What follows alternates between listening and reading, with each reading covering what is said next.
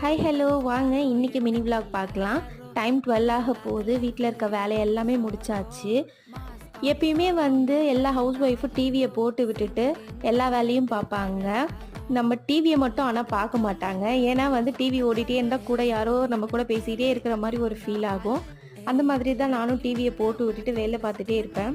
நம்ம ஊருக்கு போகும்போது எல்லாத்தையும் வந்து ப்ரிப்பேர்டாக வச்சுட்டு போவோம்.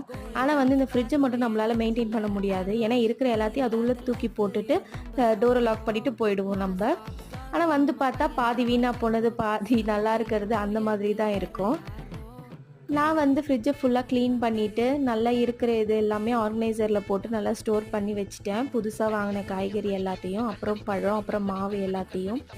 ஊருக்கு போயிட்டு வந்ததால் பெட்ஷீட்டு, தலைக்காணி, கவர் எல்லாத்தையும் வந்து நல்லா வாஷ் பண்ணி காய வச்சாச்சு. நம்ம விழுப்புரம் சமையல் சேனலை லைக், ஷேர், சப்ஸ்கிரைப் பண்ணிக்கோங்க. பாய்.